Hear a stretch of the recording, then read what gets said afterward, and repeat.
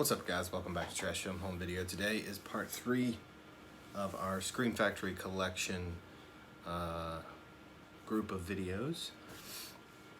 So today I'm going to be doing box sets and releases that I still have slipcovers for. That's why you'll notice a big old hole over there in the collection.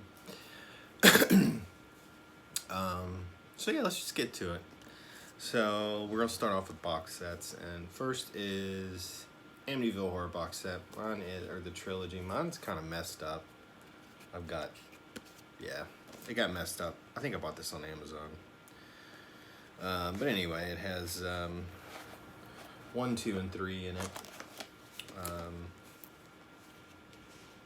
Yeah, kind of messed up. This is out of print now, but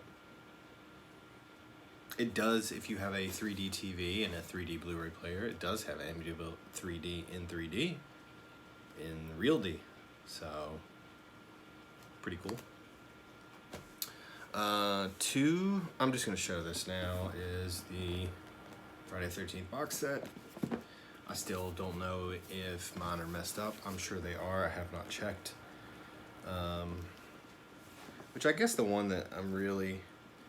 I know it's what, Jason Goes to Hell and Jason X.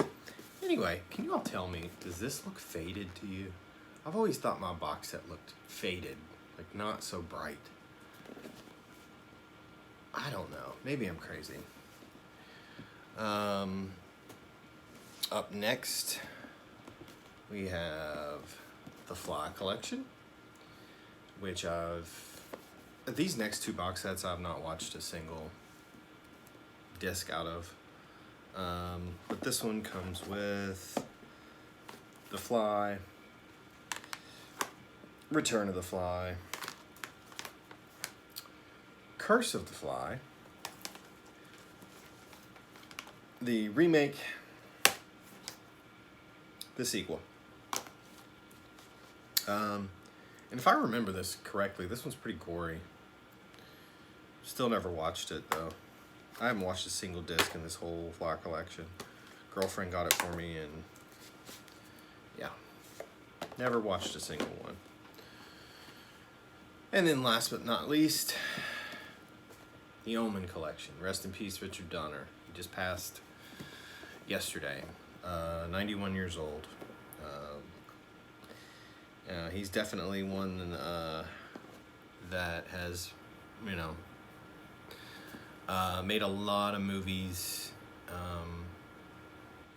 that would be considered classics. Superman, The Goonies, The Omen. I think he did like the first Lethal Weapon. I don't know. He is a he'll be missed for sure. Huge talent. But he was 91, so he lived a full life. But this has the original classic, which is probably honestly one of my favorite horror movies ever made. Damien Omen 2, which isn't bad. 3, The Final Conflict. Satan's all grown up and he's not playing around anymore. The tagline. Then this piece of garbage, The Omen 4. Oof. And then this I've never watched. The remake. Had no interest. Probably never, ever gonna watch it. The only reason I would watch it is because it has Giovanni Lombardo Radici in the role of the priest, but even that can't even pull me in. Alright, let's get on to the slipcovers. Classic 80s horror, Night of the Creeps. You know, you can't beat this. Tom Atkins, Fred Decker, thrill me. Good stuff.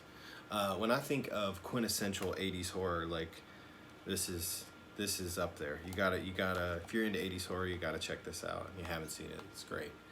And it just feels very 80s to me. It screams the 80s. Next, we have Behind the Mask. Nice little meta kind of deal there.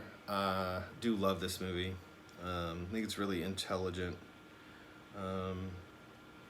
It's starting to not, like, a lot of people, like, when this came out, this was like all the rage. People love this movie.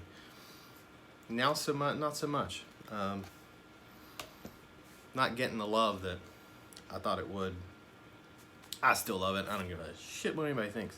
So this one I probably normally wouldn't have owned. I'm not the biggest vampires fan. It's not a bad vampire movie. I do like James Woods in it, because he's out there. But it's not a bad vampire movie. Up next, Silver Bullet, another classic. Corey Haim. Who else is in this? Gary Busey. Good stuff. Another like really 80s horror movie. Like this is very 80s. Next, one of the old school slips. Class of 1984. One of my favorite exploitation movies of all time. Can't beat Class of 1984. Roddy McDowall is fantastic in this. If you are a fan of ghost movies, The Entity. This is a really great one. If you're a fan of haunted house movies, ghost films, one of the best in my opinion. One of my favorites for sure. The Entity. So if you haven't checked that out and you're into that kind of thing, check that out. Event Horizon. This is obviously a new pickup. I've had an interesting kind of history with this movie. The first time I saw it, I wasn't really a fan. And then I rewatched it again. I think I got the Blu-ray of it. I don't know when this was. And enjoyed it. Really liked it. And then I rewatched it again when this came out. So it's been like a I don't know. But you know, I figured I'd keep it around for a while, see what happens. I don't know. Up and down. This next one's another one that I wasn't 100% sure if I was going to keep or not. Road Games. I had seen this way back in the day, and really liked it, and then picked it up again, and for whatever reason, it was different than what I remembered. But you know, Stacy Keach, Jamie Lee Curtis. It's a good movie. It is a good movie. I just don't know how often I'm gonna watch this. Probably not very often. So maybe if down the road decide I want to get rid of it, I'll give it away or something, or I don't know. All right, up next, NIGHTBREED. I think this is about when they started to get rid of the blue. It was around this time. Yes, at one point I did have the really limited version, director's cut in the box. Yeah, got rid of that a long time ago. This is a very, NIGHTBREED, it's a very odd flick. I mean, you've got David Cronenberg as the killer, and he does a great job as the killer. It's kind of this fantasy horror film. It's an odd one, but you like Clive Barker, it's a must. Next is probably it is definitely in the top 5 slashers of all time for me. Definitely top 3. Definitely top 5, maybe top 3. It's My Bloody Valentine, original. This was a fantastic release. This one I remember being really excited about when it came out. I did not get the or the Steelbook. I will not get the Steelbook. Like I said, I don't like Steelbooks. If I can get this instead of a Steelbook, then I will. But fantastic release if you don't have it. Up next, a really weird entry in the slasher genre, April Fool's Day. You know, this is one of those movies that I'm kind of surprised that they got away with doing what they did in this. I don't think it would ever fly now. I think people would want to burn theaters down if a movie like this existed today. but it's a lot of fun. I enjoy it, and I really like this cover with the like dolls. I think that's an interesting, I don't know, it's cool. Another one of my favorite all-time slasher movies, top 5 for sure, probably top 3. Silent Night, Deadly Night, one of the greatest slasher movies ever filmed, ever made. You can't beat this shit. This is good stuff. I don't know what's going on outside. It sounds like somebody's, I don't know. Hopefully that's not too distracting. Love this movie. This is literally every Christmas Eve this gets popped in. Up next is a movie that gets played on Halloween night every year. That's Trick or Treat. Fantastic. Literally encapsulates the feeling of Halloween for me. Absolutely love it. Yeah. Up next, some Linda Blair goodness in Hell Night. This is kind of a tame-ish kind of slasher, but I really enjoy it. It's a fun one, I think. And I do like that slipcover. I do like the art on that. Another old school slipcover, which I just realized I've got one right behind me that I've got to do. Anyway, y'all saw it. It's Prison. I got this right before it went out of print, like maybe 3 months before it went out of print. And I was really shocked that I got a slipcover with it. Nobody gives this any love. I think this is a really great little horror movie. It got a little bit of a resurgence when this came out, but nobody talks about it anymore. Prison, I really think is a great one. Viggo Mortensen. There's a bunch of people in this. All right, I guess this is it. No, I do have the one more. Another really great exploitation movie. This one would go really well as a double feature with that other one that I have that they released. It was one of those styles, Streetwalking. This with Streetwalking, Vice Squad. Wings Hauser plays, what's this character's name? It's something funny. He plays a pimp named Ramrod. He's really great in it. Gary Sherman did it, guy that directed Dead and Buried, which is just now coming out on 4K via Blue Underground. Really great movie. This would be, like I said, a really fantastic double feature with Streetwalking. You've got like New York sleaze on one hand, and then you got like LA sleaze on the other. Or actually, this might even be a more fitting double feature. Alley Cat from Vinegar Syndrome.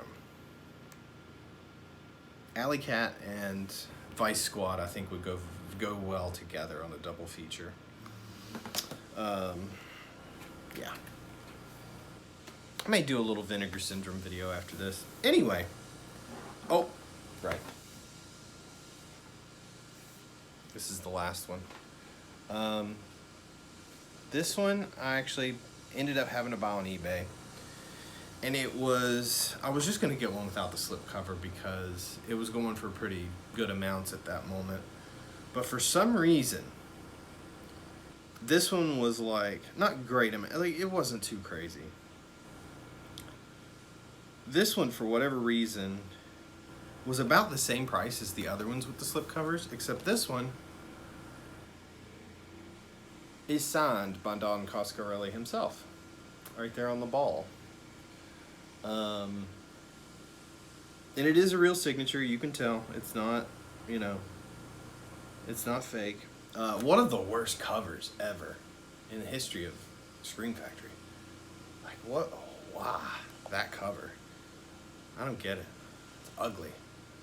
But anyway, yeah, so I decided to pick it up. It really wasn't that. I think as a total, I think it was right around $50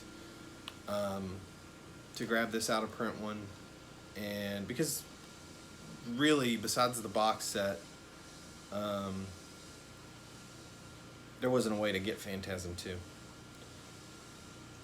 just such an ugly cover. I don't know.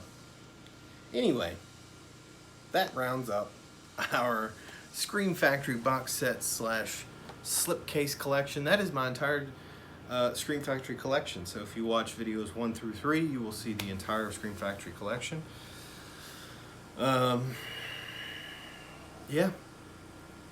So anyway, you know, if you liked this and you want to see more collection videos, let me know in the comments down below. Like, comment, subscribe. Again, I'm a talkative person. I can chat you up. My back hurts. I don't know why I told you guys that. Nobody cares. Anyway, I may do a Scream Factory halfway to Black Friday first impressions, which is not first impressions. I have actually watched all but one of my halfway to Black Friday purchases. Some good, some not so good. I don't normally talk about stuff that I didn't like, but I figure in this kind of style of video I can kind of run through them quickly and not like rag on anything too much. So I may do that. Anyway, that's the Scream Factory collection in total. If you haven't seen videos 2 or 1, go back and check those out. I thank you guys for sitting here for however long this is and listening to me ramble. I really appreciate it. Again, I appreciate all my new subscribers, and hope that you can find something that you enjoy in the channel. Like I said, like, comment, and subscribe. Tell your friends, whatever you gotta do. And guys, I'll see you next time. Thanks a bunch.